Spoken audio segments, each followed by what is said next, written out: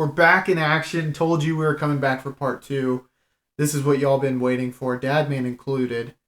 You get the Battle of Borodino, and ultimately what happens in Moscow with the French. And I think Leo Tolstoy, am I pronouncing that? Kind of reveals the meaning of the book War and Peace. At least it's done in the movie in part 4, is where you can see like 2 of the main takeaways I got, at least. And we talked about one of them before, which was that the high class citizens were able to basically ignore the war. A war at that was they were involved, or their country was involved in. That was tumbling towards them. I mean, they were just kind of living in denial. And well, but did that war really involve the elite in Russia? Now, well, I don't know, but I doubt that. Ultimately, them not. I mean, if Napoleon, he was able to advance because he fucking dominated in those battles. Okay, so yeah, it had to have affected them a lot because where Austria. No, what was it? Leningrad, or did he get it? He went to Moscow, right? Yes, and burned. It burned. We will discuss that. That's one of the major things. Well, that's where the term, I think, it's called scorched earth. Yeah, which was also there was he's a U.S. general. Schumer. He did Scorched Earth. Sherman's march to Atlanta. Yeah, right. Yeah, that's what you're right. He did Scorched Earth. Yeah, they said, go to Atlanta, destroy everything in your path. And he did. And to jump the gun, whatever. And it's left to be ambiguous.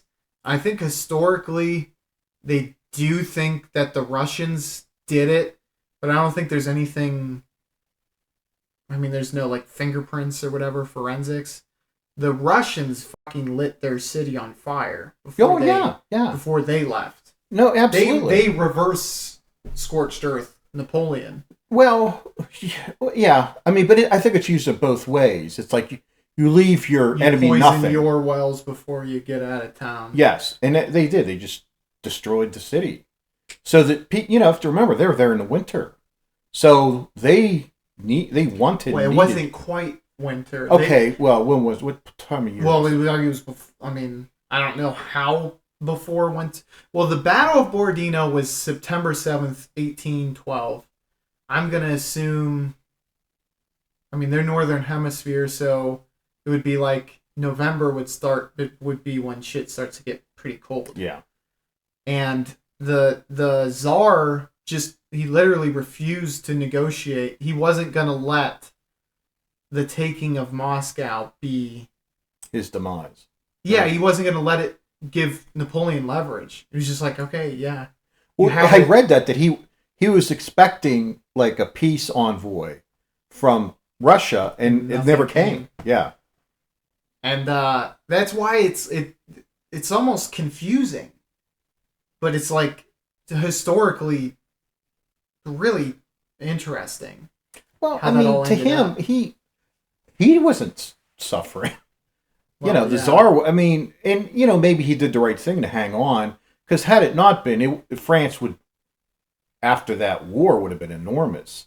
Well, let me just say that. I mean, to the Tsar's defense, you had your citizens burn. I mean, the general gave. I don't know who the fuck gave the command. Yeah. You burned down, I think, your capital, or at least maybe your spiritual capital. Yeah. And then you're gonna surrender or send peace afterwards. Well, that's salt in the wound, yeah, but at some point, it's like you have to just say, okay, we give up.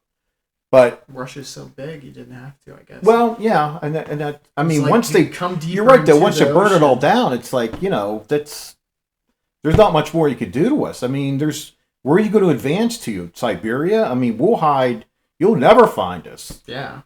For real. We're used to this. We live in this climate. You have no idea what it's like. And it was intensely strategic to burn Moscow because you limit the amount of supplies that they could get, whether it be through food and uniform or like just warmer shit to wear. Well, their supply lines were just, I mean, I can't fucking imagine from Paris to Moscow. Yeah. It's really far away. I mean, I don't know how they did it.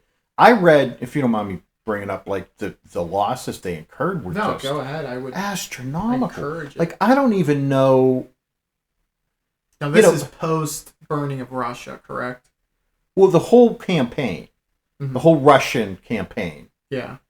I mean, so many died of disease. I mean, they lost a lot in battle. I mean, people just, like deserted. I mean, there was disease, there was frost or hypothermia, dying from the cold, and then, you had people dying in combat.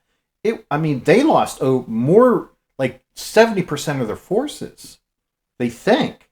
Now, like, they didn't say the numbers, or like, they don't really know for sure, but it was devastating. I don't know how he was able to come back for Waterloo. Yeah. I completely agree. I mean, and it does make a lot of sense. I mean, historically, you just hear, what was that when he was sent to Elba? Yes, post St. Elba. This?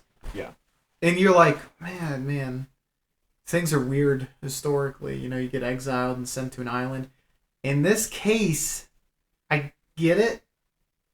That's probably the nicest thing you could have done to him. Because you're like, you really fucked us bad. Well, had it not been for Russia, he would have been. He would have been. I mean, he would have won Waterloo because it was close. Yeah. There was a thing where he had reserve troops that he did not send in that may have turned the tide. So just think if he had 150,000 more of them.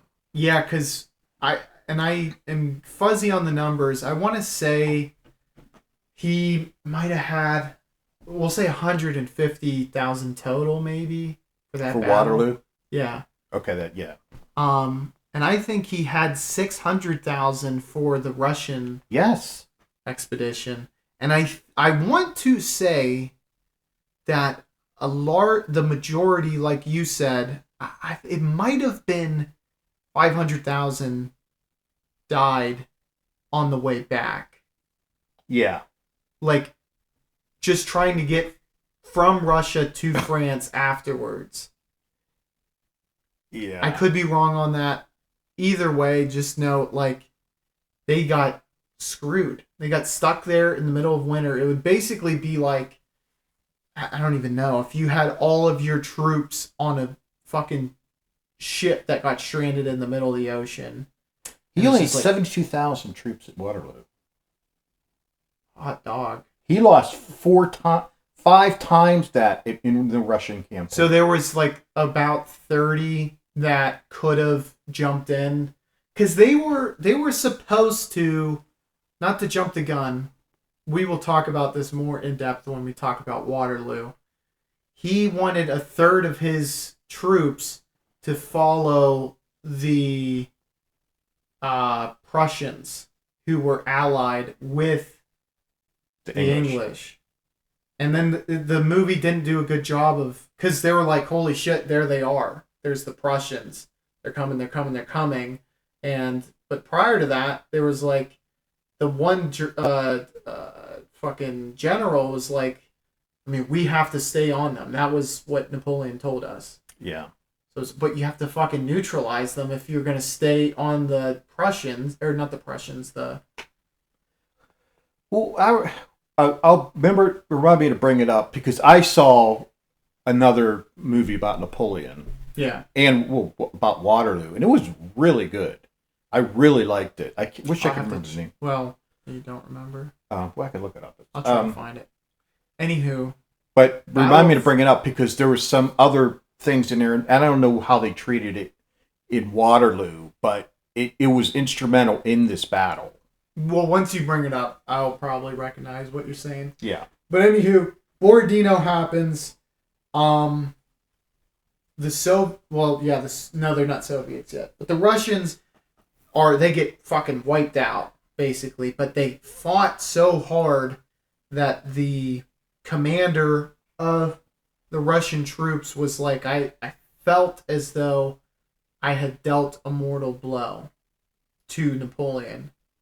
I think this is just wishful thinking or revisionist history. Mm-hmm. If they weren't stuck in Russia in the middle of the winter, I mean, and strategically it basically wiped all the pieces off the board. Yeah. I mean, there was no mortal wound. It was they couldn't keep advancing because they weren't going to go 500 miles into nothingness. Yeah, with, I mean, very bad supply lines. Yeah, I mean, it was basically you found a way to surrender without entirely losing. Yeah, I guess. Yeah. Which, if that was the case, then why fight the fucking battle at all? Because all those people would have ended up freezing to death for the French, if not. Or well, they're ordered to.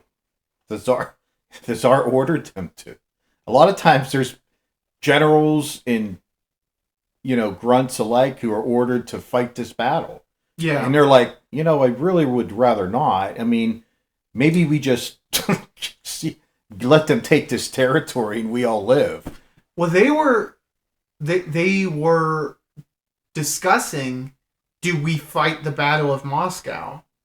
And the commander was savvy enough to actually say, they voted, and he's like, I'm the deciding vote, and we're going to surrender.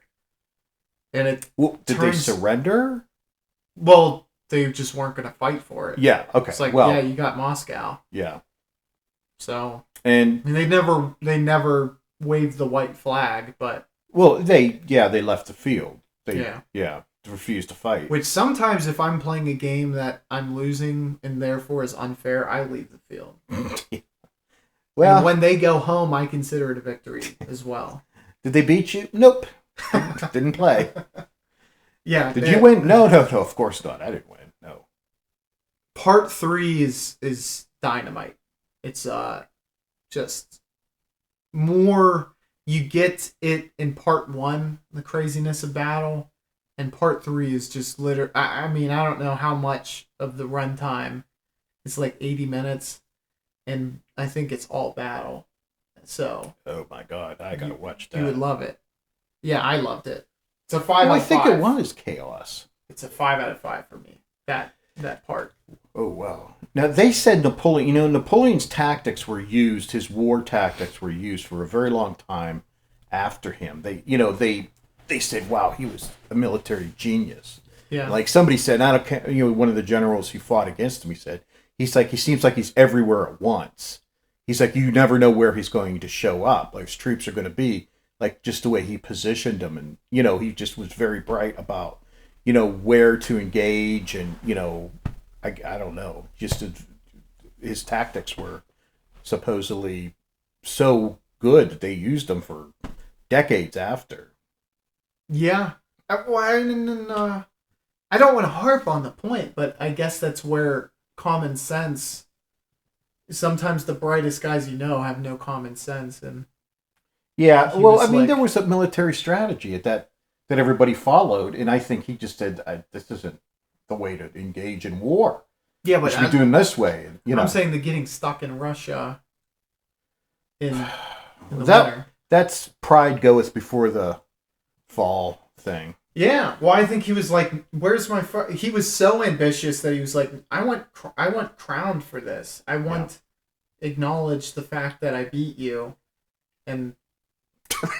It just wasn't. No, he left town. And they're like, every day that we don't do this, you're stuck here, and you eventually have to leave. Right. And going home and not going to be fun. Yes. Part 4 is the burning of Moscow, the taking of prisoners of Russian peasants. That is, equally. It's extreme chaos. Mm-hmm. And so essentially, two of the big pieces that I think Tolstoy was trying to communicate, or at least things that I was able to pick up on, come about in part 4. And one of them is depicted through the film in Napoleon, in the Tsar, being presented as smaller background characters, despite most people, including myself, want to. That's the narrative. Yeah, it's them too. Yeah, Napoleon wanted to be coronated, and the Tsar would not give in or give that. Yeah. And rather, Tolstoy's message was probably about how the little people, the everyday people, are actually the ones driving history. Yeah. Which, I don't know, maybe, I don't know if it's true or not. I don't know if this was true or not. Well, it lends itself to communism. Oh. If you didn't think that, well, Tolstoy was not. I don't consider him like a communist, though. Maybe. I mean, I don't know. Let's look it up. Even non-communists always considered the Russian peasants as heroic.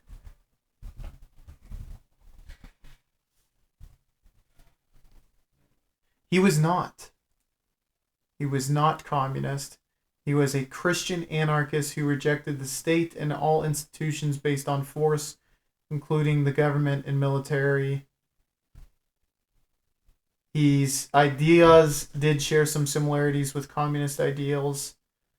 He critiqued private property and had visions of a classless society.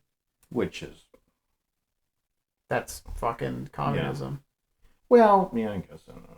All right, there's a 1970 Waterloo movie, and that's the one that I've watched, and I thought was really good. I thought it was a very good movie. And are we talking? We're not talking about Waterloo yet, or are we? Not yet. That deserves its own episode. Oh yeah, this is the one. And then also the Orson burning... Welles is in it, for crying out loud. And that's the one I watched. From 1970? Yeah, with Orson Welles. I thought you watched the recent one. No. Oh. It's the same director who did that. Sergei Bondarchuk. He did the 2023 one? Is there 2023 Waterloo? Oh, well, I'm talking about Napoleon. The Napoleon. Oh, that's freaking Ridley Scott. I've seen that. Okay. Waterloo's better than that Napoleon. Okay, like, without a doubt. I have watched it, but I saw it like 30 years ago, and I definitely am going to watch it again. It was very good. Waterloo, hell yeah man. It's really good.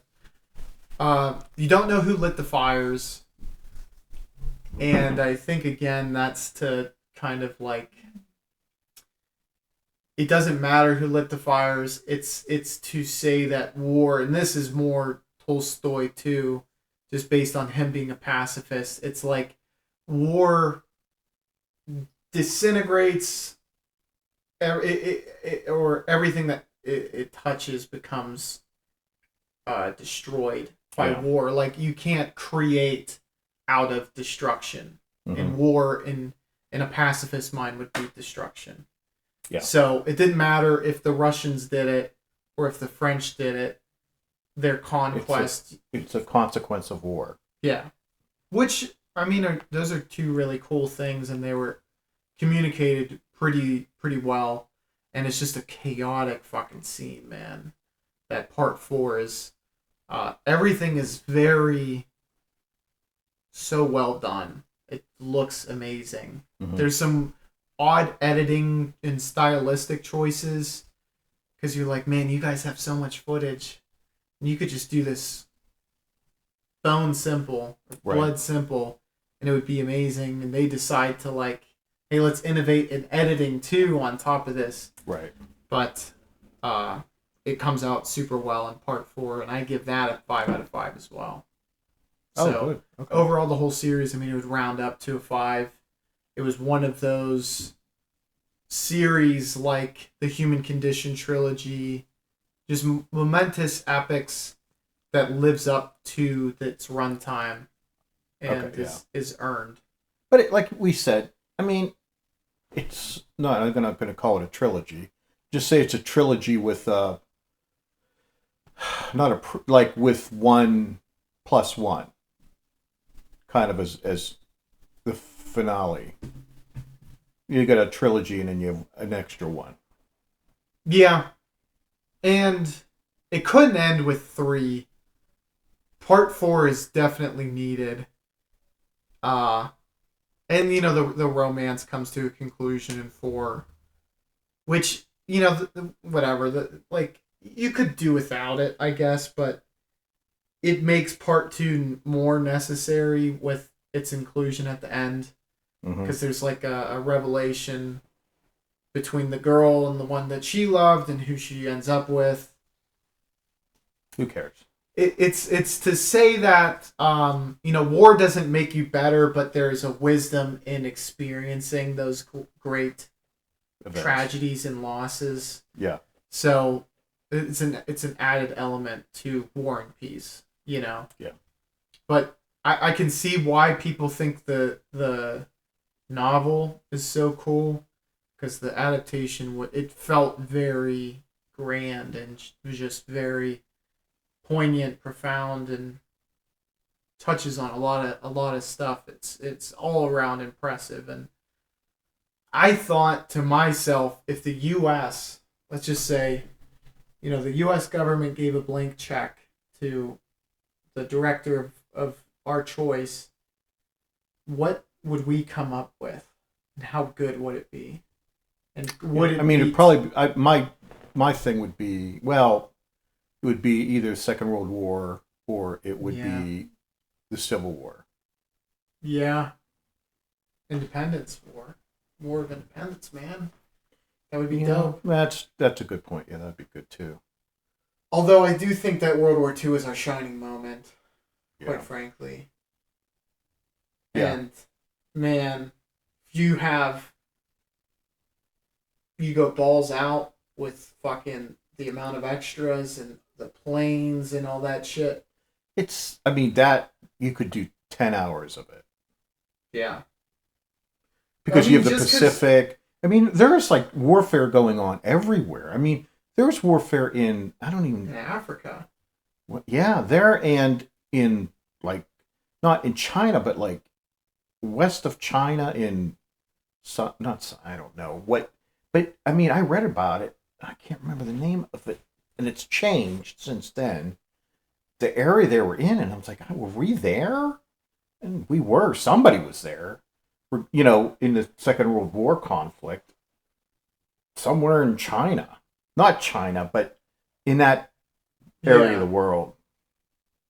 Well, what's west of China? Is that Russia? Well, I mean, southwest. So, below China. I gotta look. Was that like Vietnam, Cambodia? Well, that's, Taiwan. I don't know geography very well. Yeah. So I might have just listed a bunch of countries that... No, I think those are right, but it wasn't there. Philippines? Well, we were there too, but that was the... maybe it was against the Japanese. Yeah, that makes sense. Yeah.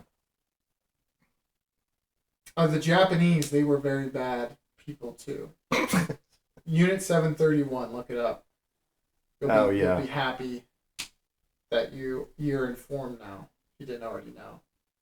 But yeah, Battle of Borodino. I'd never heard of it, and it takes place in 1812. And yet it's not the War of 1812. That's something different entirely for you. Historical big brain people.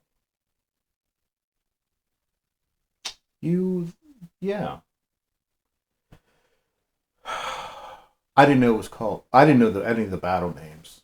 You know, I only knew because I watched the movie. Yeah. I wouldn't have known. Yeah. Had I not. But yeah, super badass. Check out part 1, 3, and 4. And then part 2 is it's not that long. They said like 80 minutes. Yeah, so if you just want to watch the whole thing, yeah, I would recommend it. I would give it overall all of War and Peace a 5 out of 5. If anyone has movies that are like that, let me know. I know there's probably not a lot. Yeah. But I really enjoyed it. So anything that you were like, hey, this was in a similar vein and it felt is well done. And I mean, I don't know if anything is, but I want to check it out. So anything close, let me know.